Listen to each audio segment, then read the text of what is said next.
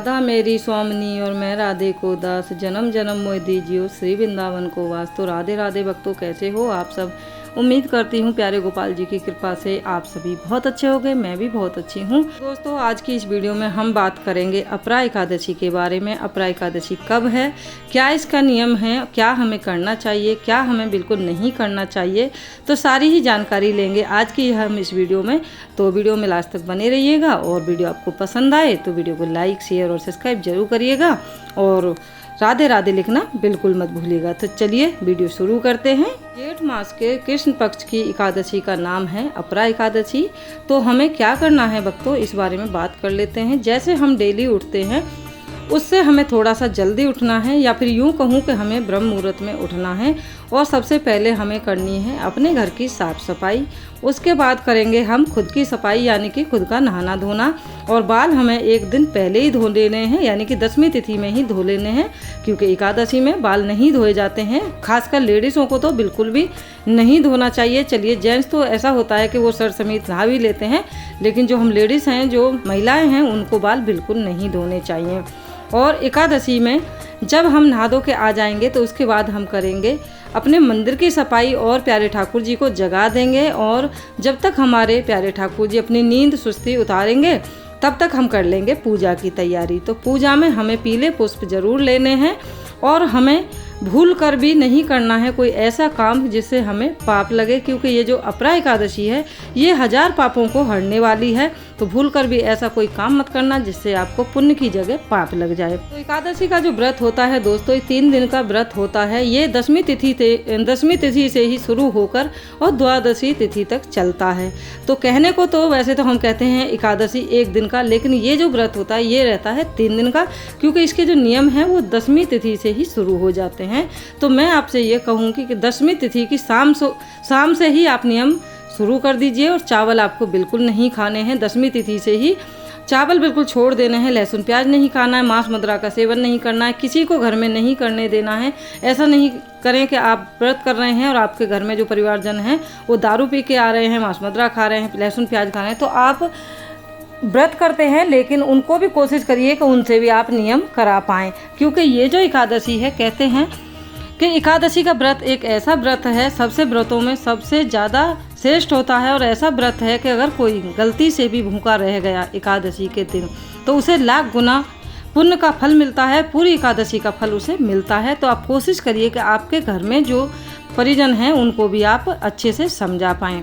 तो दोस्तों, उसके बाद आप करेंगे अपने खुद को नहाने के बाद, मंदिर की सफाई करने के बाद आप करेंगे ठाकुर जी की सेवा। और ठाकुर जी की सेवा करने से पहले जब आप अपने घर की साफ़ सफाई करें तो उस समय आप अपनी दहली को ज़रूर साफ़ करें। दहली पे हो सके तो गंगा जल के छींटे मार दीजिए, क्योंकि भगवान विष्णु, माता लक्ष्मी दहली के ही, यानी कि जो हमारा मेन गेट होता है उसके ही जरिए अंदर आते हैं, उसी के रास्ते से हमारे घर में आते हैं। और जब आप पूजा करें तो आप अपने मेन गेट को ज़रूर खोल के रखें, अगर हो सके तो। नहीं तो कोई बात नहीं, आप बंद करके भी पूजा कर सकते हैं।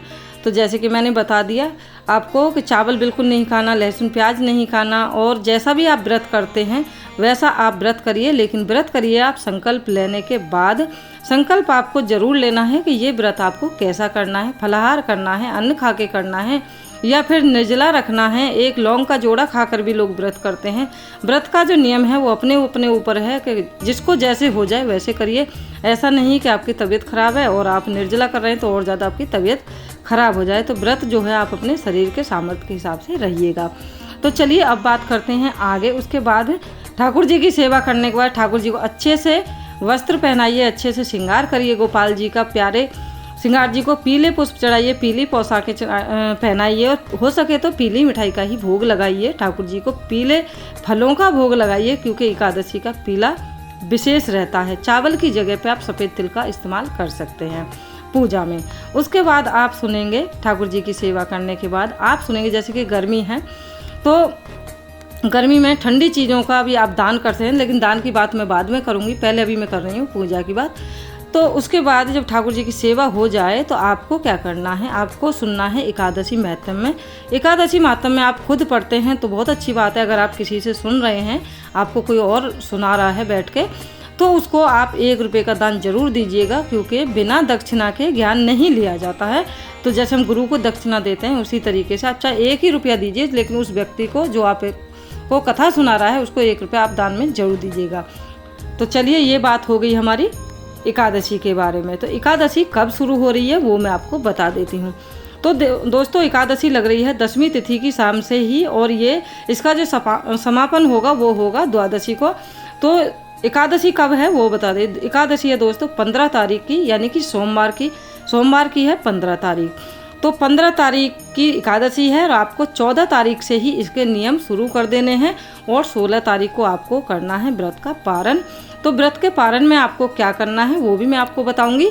तो एकादशी का मातम्य सुनने के बाद आप जाएंगे तुलसी माता के पास। तुलसी माता में आपको जल बिल्कुल नहीं देना है, आपको दीप धूप तुलसी माता को दिखाना है, तिलक करना है, पुष्प चढ़ाने हैं, लेकिन जल नहीं देना है तुलसी माता को, क्योंकि जो तुलसी माता हैं वो हमारी कृष्ण भगवान के लिए, यानी हमारे विष्णु भगवान के लिए वो भी व्रत रखती हैं।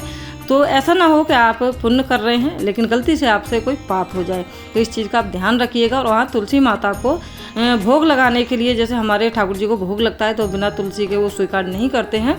तो 1 दिन पहले यानी कि 14 तारीख को ही तुलसी आप तोड़ कर रख लें। तो ये कुछ छोटी छोटी चीज़ें हैं जो हमें पहले से ध्यान रखनी पड़ती हैं, और अच्छी तरीके से सावधानी से साफ़ सफाई के साथ आप व्रत को करिएगा। और आप हो सके तो जैसे कि पीले फल है, जैसे केला है, संतरा है, इन चीज़ों का जूस का भी आप भोग लगा सकते हैं दोपहर के समय में। देखिए, व्रत आपका है, ठाकुर जी का नहीं है। आप चाहें तो ठाकुर जी को अन्न का भोग लगा सकते हैं, लेकिन वो अपने ऊपर है कि आप अपने ठाकुर जी की सेवा किस भाव से करते हैं और क्या रिश्ता है आपका ठाकुर जी के साथ। तो इस तरीके से आप, जैसे अभी गर्मी चल रही है तो आप कोई भी सेक बना के फल फ्रूट की भोग लगा सकते हैं ठाकुर जी को। और शाम के समय जैसे आप व्रत का भोग बनाएं, जो भी आप अपने लिए बनाएं, तो सबसे पहले आप ठाकुर जी को भोग लगाएं उस चीज़ का जो भी आपने व्रत का बनाया है, और उसके बाद आप गाय के लिए निकाल के भोग, और उसके बाद आप भोग को ग्रहण करें। तो ये हो गई एकादशी की बात। अगर कुछ मैं भूल रही हूँ इसमें आपको बताना, तो आप कमेंट के जरिए मुझसे पूछ लेना, मैं आपको जवाब दे दूँगी।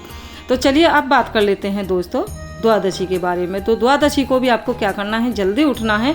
जल्दी उठ के आपको अपने ठाकुर जी की सेवा करनी है। सेवा करने के बाद आपको सबसे पहले तो दान पात्र में आपको दान करना है। अगर आपके आसपास कोई मंदिर है, आप मंदिर में दान कर सकते हैं। गरीब गुरबा लोग हैं उनको दान कर सकते हैं।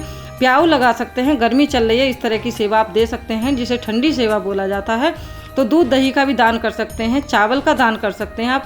चावल विशेष होता है द्वादशी में, और हो सके तो द्वादशी में आप ठाकुर जी को चावल का ही भोग लगाइएगा, क्योंकि द्वादशी में चावल विशेष होता है, दान भी होता है और ठाकुर जी को भोग भी लगता है। तो चाहे आप कढ़ी चावल बनाइए, चाहे आप खीर बनाइए, खिचड़ी बनाइए, कुछ भी बनाइए, लेकिन ठाकुर जी के भोग में चावल जरूर होना चाहिए। ठीक है जी, ये हो गई द्वादशी की बात। और दान करने के बाद आप अपने व्रत का पारण कर सकते हैं, यानी कि व्रत को खोल सकते हैं। 10वीं तिथि से लेकर द्वादशी तक मैंने आपको जो जानकारी दी है, अगर आप लोगों को ये जानकारी पसंद आए तो वीडियो को लाइक जरूर कर देना दोस्तों, और चैनल को भी साथ में ही सब्सक्राइब कर लेना, क्योंकि यहाँ पे मेरे प्यारे ठाकुर जी की अच्छी अच्छी वीडियो आती रहती हैं। और आप सभी को मैं अपने प्यारे ठाकुर जी के हर रोज़ दर्शन कराती रहती हूँ। कोशिश करती हूँ कि हर रोज़, चाहे मैं बड़ी वीडियो ना डाल पाऊँ, छोटी वीडियो, शॉर्ट वीडियो डाल के भी आपको मैं दर्शन करा देती हूँ।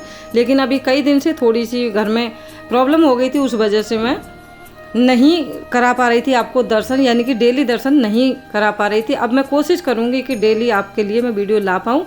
अगर लॉन्ग वीडियो नहीं ला पाई तो शॉर्ट वीडियो में आपको दर्शन जरूर कराया करूँगी प्यारे ठाकुर जी के। और देखिए, गोपू, सोना, केशव तीनों ही कैसे आपको निहार रहे हैं। तो चलिए भक्तों, मिलते हैं ऐसे ही गोपाल जी की किसी अच्छी सी वीडियो के साथ। तब तक के लिए राधे राधे, हरे कृष्णा। कमेंट में राधे राधे लिखना बिल्कुल मत भूलिएगा।